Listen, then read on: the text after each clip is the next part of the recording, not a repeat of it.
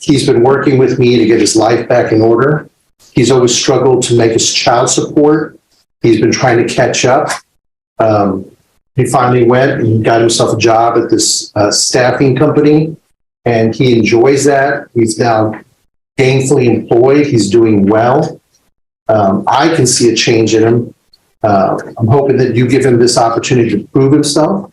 And I've explained to him that if you do grant him the deferred judge, that if he messes up, you're more likely than not to send him away to prison for the maximum time period allowed by this case. And he understands that, and he feels confident that he can prove himself to both you, his family, and himself.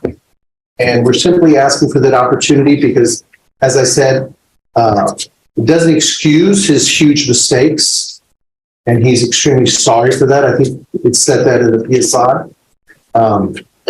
In this instant case, it doesn't excuse it, but there was one officer that flew by him, and then he turned and drove down the road, and then saw these dark vehicles without lights chasing him, and he sped off. He should have just, I'd always told him, just drive to the nearest police department.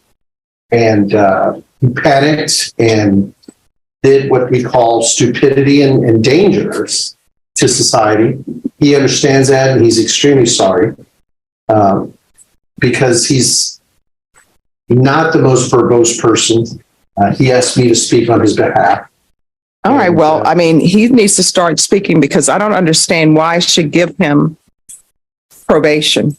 I'm leaning towards sending you to prison. Let me explain to you why. The reason why I feel you should go to prison is I'm looking at your criminal history. All right. Did you review the document entitled Trial Court Certification of Defendant's Rights to Appeal with your attorney? Did you understand it? I'm sorry? Yes, no. All right, because this is a plea bargain agreement, because I followed your plea bargain agreement, and because you waive your right to appeal, you do not have the court's permission to appeal. Do you understand?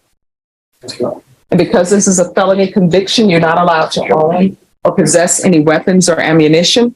If you have a question over what a weapon or an ammunition is, you need to speak to an attorney. Do you understand? Yes, no. All right, we can go off the record.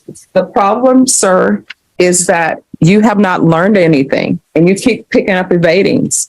And the fact that you are waiting to be sentenced in this court for evading, and then you pick up another evading. You got to make better choices. No, it's no longer a mistake. It's a choice. And if you have some sort of issue that makes you not want to stop when people tell you to pull over, then that's something that you'll